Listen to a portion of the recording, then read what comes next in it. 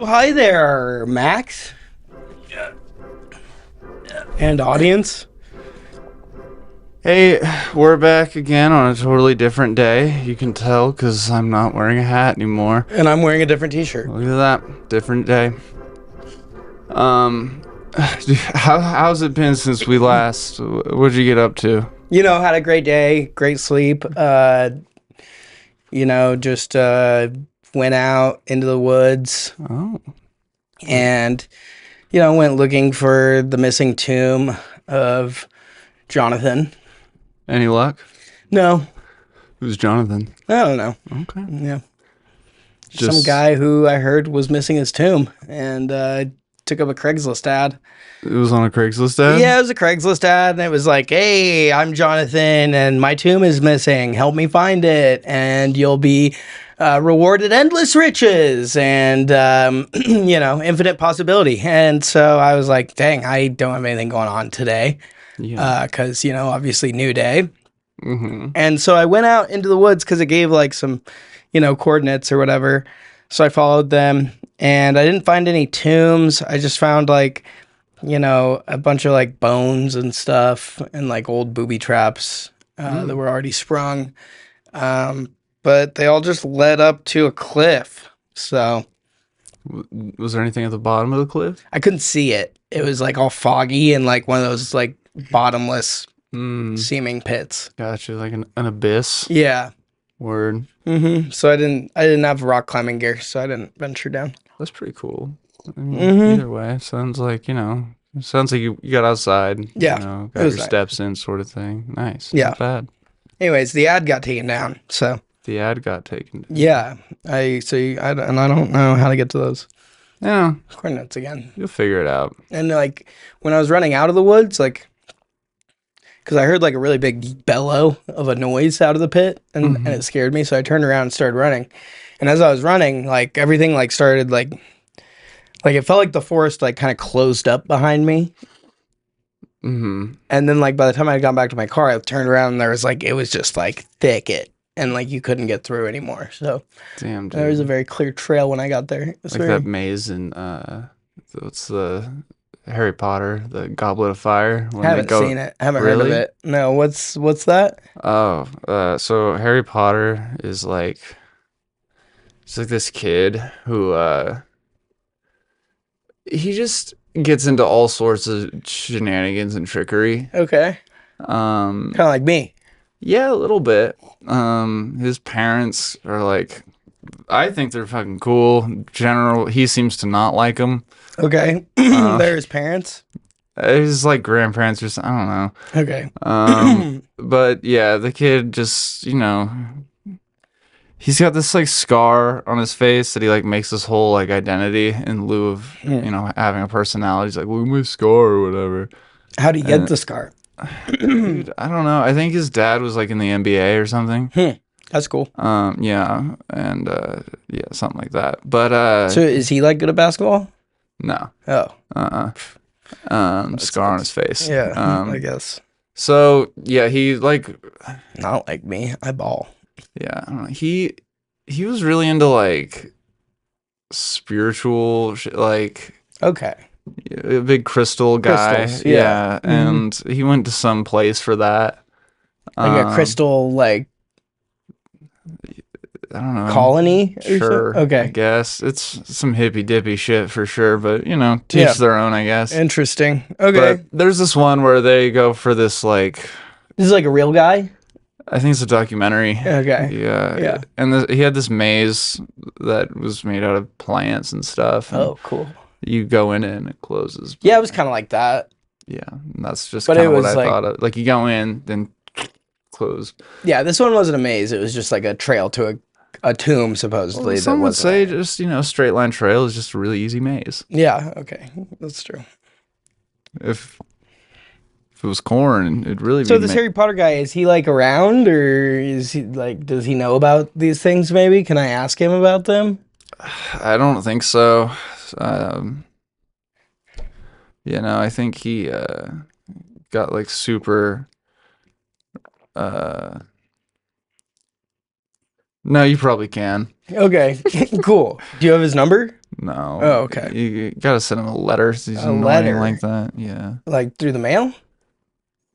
No, through the fucking yellow brick road. Yeah, through the mail. Dude. Okay. He's not a fucking magician. I don't know, dude. I don't know this guy. Okay, I didn't know if he's like off grid or whatever. He sounds like a kind of weirdo. No, you take your letter, you give it to your owl, and it fucking brings it. See, that's what I mean, man. That's not like the normal mail. What do you mean, owl? You mean not the normal mail?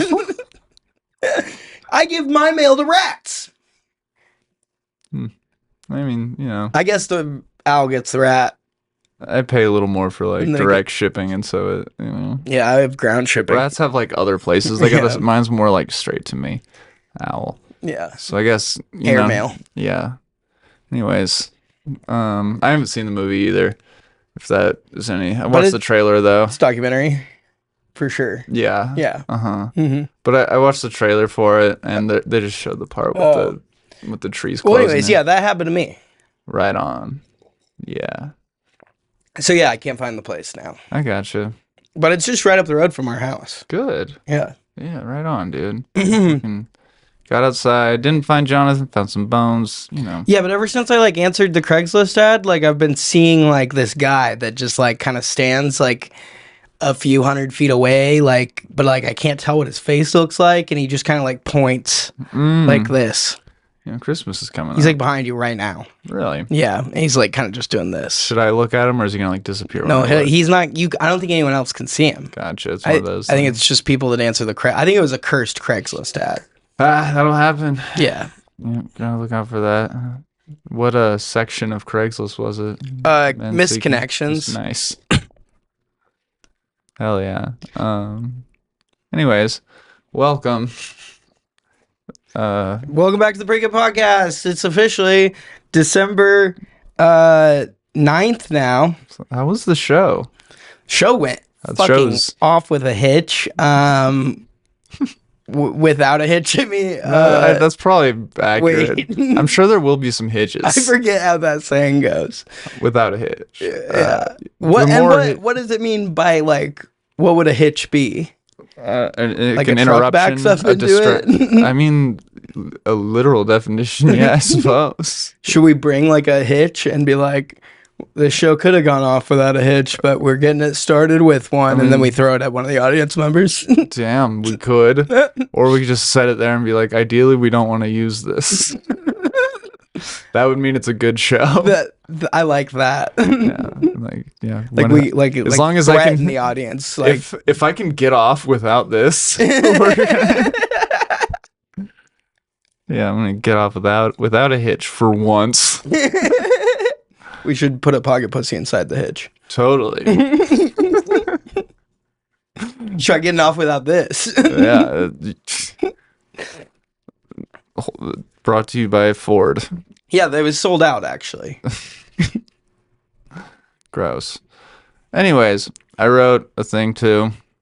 Want to hear about it? Yeah. Okay. So the week before last, Wait, I just got to say, please. because since this is coming out, since this is December 9th, it's 10 days until my birthday. Well, cool, man. Which means 10 days until Off the Cuff at Mad Swede, Okay. which you're on. Okay. Yeah. That's- December 19th, which is on my birthday. all right. So everybody has to come. Every single person that subscribes to our podcast, all 300 and however many there are of you now, you have to come to my birthday at Mad Swede Yeah, on even the 19th. I guess even I have to. Didn't know till just now. So Yeah, you really have to. yeah, I guess so. That's cool, man. Happy prelated birthday. That's right. Be early birthday. I don't know how the early birthday. Yeah. Anything else to make this about you? You boner? Um, Well, it's 375 days away from my birthday after that. well, now that you bring it up. No, that's it. That's all. Right on. You can read your little story now.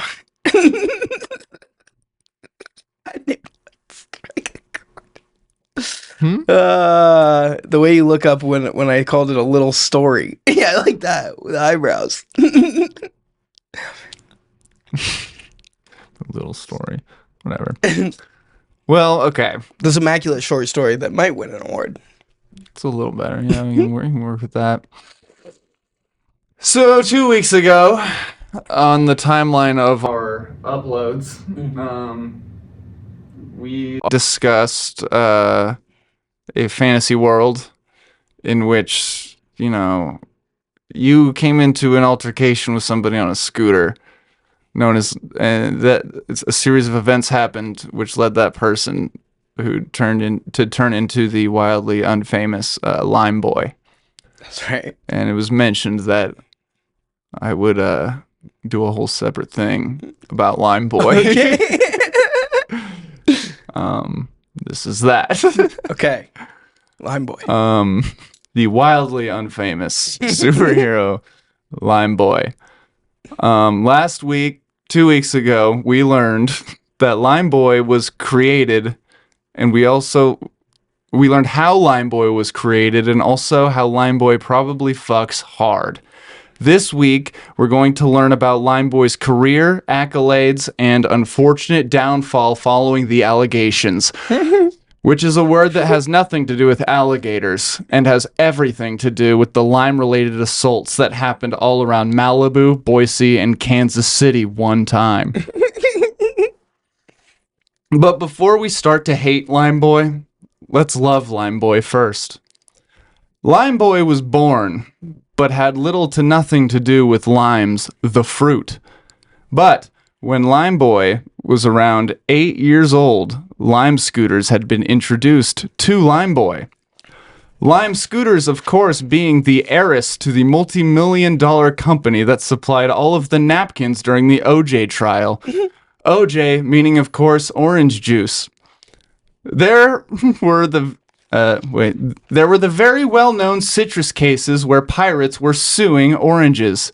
Yes, just oranges in general, for discriminating against people who spent long periods adrift at sea. The pirates were trying to take money from oranges because they were getting scurvy. They would have won. The only thing that got in their way was the fact that you can't just sue a fruit. That's a small sidetrack. Basically, those were the OJ trials, and there was a company that gave them napkins. And the dude that owned that had a kid named Lime Scooters. The Scooters family. This would have been a very convenient name to already have before even starting LimeBoy's career as a vigilant. And for a slight period of time, the manager of a mildly successful MLM that sold guns to dogs. But Lime Scooters was the only the love catalyst that propelled LimeBoy, previously known as Rachel, into worldwide anonymity.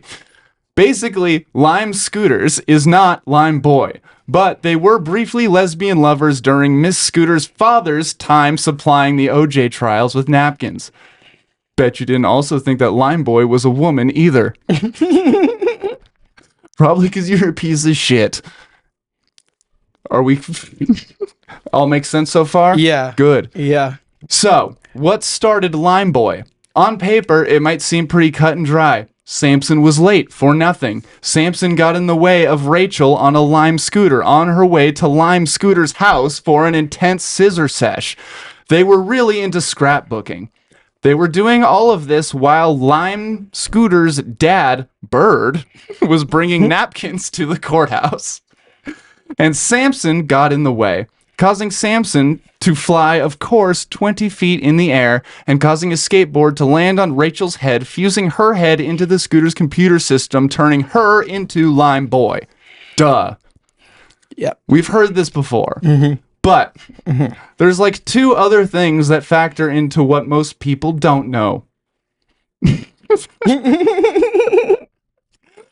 Aside from scrapbooking, Rachel and Lime Scooters, two separate people, were horny as shit. Yep. They got after it like all the time. And because of that, they needed napkins like all the time. Yep. They got girl juice all up on everything. They went through so many napkins that they started to bleed Bird Scooter's napkin supply company dry. which is kind of ironic seeing how napkin company. Anyways, after months and months of premarital, they thought that they had an unlimited supply of napkins, therefore an unlimited supply of premarital. But of course they did not. What started out as just taking 1 or 2 handfuls of napkins of Bert's supply truck on his way to the courthouse for the OJ trials, it ended up with them stealing dozens and dozens of pallets from napkins, pallets of napkins that started disappearing heavily in a concernable amount from every order. People started to notice, mostly because the OJ trial was so boring and made so little sense that people were looking for anything else that could distract them. And that's when people noticed that the napkins that were placed on the tables during the hearing looked different. When most places run low on products and supplies like napkins, maybe they can stretch what they have a little bit by using a cheaper distributor, or by setting out some paper towels until they can order more. But people noticed that there was a serious issue with the current napkins that they were being supplied with. Bird Scooters, the person, started replacing the missing inventory that Rachel and Lime were stealing to soak up all their glitter and secretions. He started replacing those napkins with, of course, salamanders. People caught on to that pretty quickly. Their mouths would become even slimier than they were before they wiped their faces. But Bird Scooters couldn't tell his daughter to stop, because he, of course, met his wife the exact same way when he was younger, and who is he to deny true love? It got to where the only thing slimier than the jury's face in the OJ trials were Rachel and Lime's criminal resumes. After months of banging harder than Max and Samson in episode 223 of the Pretty Good podcast entitled Pretty Good Fanfiction, their love life had grown mundane. They needed to spice things up. And when most couples would simply invite another couple, add toys, or perhaps a salamander or two, Rachel and Lime had turned to crime. But even then, they had to take it up a notch. Where most couples get bored of sex and turn to crime, and would normally do small and harmless crimes like shoplifting or arson, Rachel and Lime literally invaded a country and started a war. This is where the story starts to get kind of a little bit interesting. By this time, Rachel and Lime were around 9 or 10 years old, and the OJ trial is showing no signs of ending anytime soon, just like Rachel and Lime's libido. Now, how do you start a war that nobody has ever heard of? How does a 3rd grader get so damn horned up that she needs to crumple an empire just to get a boner or whatever? The short answer is that it took me, Max, the author, up until this point in writing this to where I realized that I should have made Rachel and Lime a little bit older. But I also think it's kind of funny. But I'm not denying that it's weird of me. But also, in episode 223, I already established that LimeBoy was younger. And then when I got back to writing the story a few days later, my brain forgot that they were kids and I decided to make them horny because naturally that's what I like to do. Whatever, who cares? Do I love the fact that I implied 2 9-year-olds secreted out so much from their girl vaginas that they almost bankrupt a napkin company? Yeah. Of course not. That's disgusting. So fucking whoops. That's the short answer. The long answer is that this isn't a real story, and I can make up a war if I want to, and I can make up a fake country to have said war if I want to. If you want to, and if you decide to fact check me, then you're an asshole with no imagination. I have to sit for 30 seconds to make this answer longer.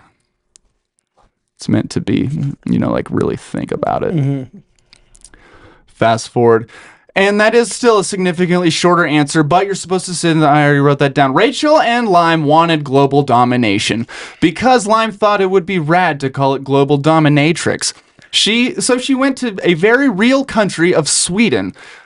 She found the president or king or some guy named Bjorn or something and smacked him in the face with a salamander. And this sent Sweden into mass hysteria. On Lime's way out, she left a note for the handful of people in Sweden to see. It said, "Birds fly overseas, but scooters stay in the limelight," which naturally caused Sweden to go to war with the Pacific Ocean. Which also indirectly put a pause on the OJ trial, because the pirates were also at war with the ocean. During this time, Rachel and Lime were celebrating their success by once again engaging in hardcore premarital. By now, they had completely ran out of napkins. Bird Scooter's napkin company had gone under, but it wasn't a huge deal because his daughter stole like so much money from Sweden when she invaded it. So Rachel volunteered to go to the store and just buy some paper towels so they can continue engaging in more coitus. Rachel hopped on a conveniently named Lime scooter, which isn't a euphemism, and scooted to the store. And on her way there is where we saw the birth of a superhero we had never heard of, known as LimeBoy. She hooked around a corner and slammed into a confused-looking man, looking at his phone, totally unaware of anything going on at all ever. All she remembers is hitting that man, feeling very guilty, and then him yelling, "Look out!" and then blacking out from the man's skateboard falling on her head. From then on, her brain was permanently fused with the computer system of the Lime scooter she was riding, the literal Lime scooter she was riding. She would go on to live the rest of her days looking out for evil, just as the last interaction she had instructed her to. She vowed to dedicate her life to finding and stopping the evil Lime scooters and her delusions of world conquest, all while banging hot moms and providing affordable and safe rides around town. That's how LimeBoy was born. Bird Scooter's daughter, Lime Scooters, fell in love with Rachel. Rachel rode a Lime scooter to get paper towels for Lime Scooters, daughter of Bird Scooters. Rachel hit Samson on the sidewalk and got turned into LimeBoy. And now, LimeBoy's brain is rewired and her sole purpose is to stop Lime Scooter's evil reign of erotic terror. And all of this obviously sounds like a perfect superhero story. And I know that it for sure is not that confusing. But unfortunately, when you're at the top, there's nowhere else you can go but down. LimeBoy just went back to Lime Scooter's house after just fucking killed her. It was insane. Even killed her dad, Bird. But she put them both under water, then smothered their heads with a pillow. It was very overkill. But from then on, LimeBoy went on to stop countless crimes. LimeBoy stopped so many crimes that the United States pardoned her previous crimes of killing Bird and Lime scooters, and then granted her permission to be legally immune to one crime of her choosing from then on. She unfortunately picked animal abuse, and boy oh boy did she take advantage. In one day, she went to every house in Kansas City and punched everyone's pet cat in the face. When she went home to Boise after that, LimeBoy would punch every animal she came across for years, and that led to some bad PR. Now, while it was really chill that LimeBoy stopped her evil ex-lover's Lime scooters from continuing the war with Sweden and the ocean, it just isn't cool to punch people's pets. She would even make a point to punch older, much weaker pets too. It was fucked up. She could have said something like, "I want to be able to rob any place I want," and the country would have had to let her. But she just really wanted to punch animals. Not to mention her mental breakdown in Malibu where she had exposed herself to a senior citizen after giving him a ride to a Golden Corral. That was the first real allegation against LimeBoy. Therefore, she was never ever able to really secure a comic book deal or anything. I think Marvel did reach out once, but she wasn't really interested and didn't want to sell out because of artistic integrity, which eventually led to LimeBoy's heroin problem, which turned into her music Solution. Once LimeBoy discovered heroin, she was putting out an album every year, but nobody wanted to listen to it because nobody wanted to support a perverted, washed-up criminal of war who hits dogs. So, LimeBoy decided to ditch her whole identity and went under a litany of different aliases for years before settling on the name O.J. Simpson, where she would go years and years without anybody finding her true identity. And let's just say, if you're going to clean up all your messes with napkins, you better wear some gloves that fit, or your hands are gonna get pruny. And that's LimeBoy.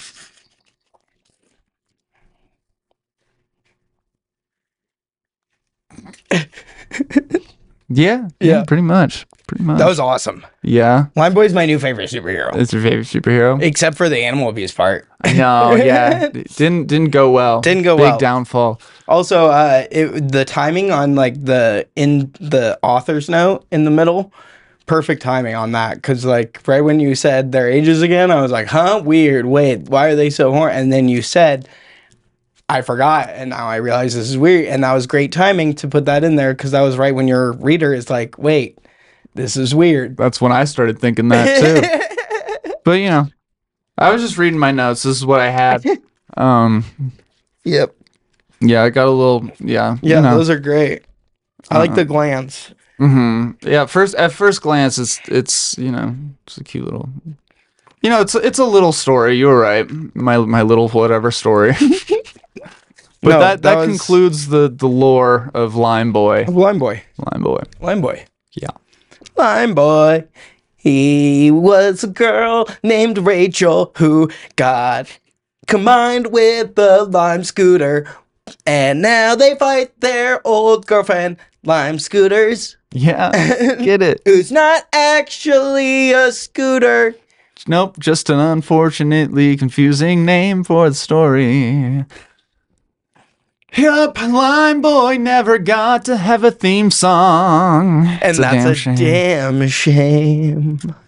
Yep, but you know, that's LimeBoy's life. Wow, we should animate that. We probably could. Yeah. Yeah. So I want a LimeBoy action figure for Christmas. Yeah, probably. They're, you know. I hear they're selling out, though. Well, they don't want to sell out because of artistic integrity. So, you know, it's probably going to be a while before they get made before there's like a brand that they trust, you know, and stuff like that. Yeah, that makes sense. So, that makes sense. Anyways, what do you think of this one?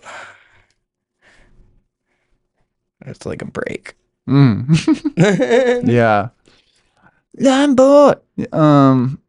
I guess LimeBoy could look like that. I was just thinking kind of more just a person with a lime logo or something right there. Oh. But no, that's fun too. I'm thinking, I was thinking like some sort of centaur. Yeah, for sure. Lime scooter type situation. Yeah. Combines with a lime scooter, you know. Yeah. I mean, I guess as long as that thing can bang moms, then we're chilling. I guess we can give it a... Yeah, dude. There we go. We're all there. There. Boom.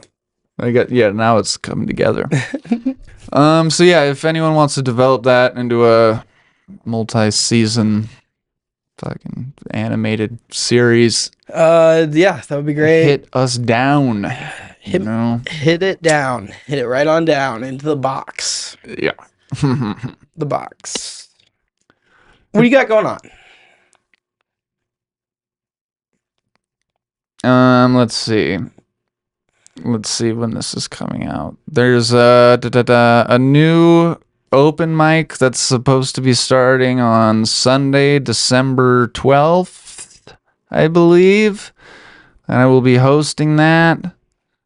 It will be kind of curate. It will be curate. I don't know. I won't have any say in that. I'm hosting it. That'll be a thing. That's coming up. And then we're going to do Bee's House in January and Mountain Home. And maybe a handful of things in between then. Perchance. That's Yeah, that's what we got going on. yeah, maybe. for sure. Yeah. Anyways, Anyways, that's probably it. all right, bye.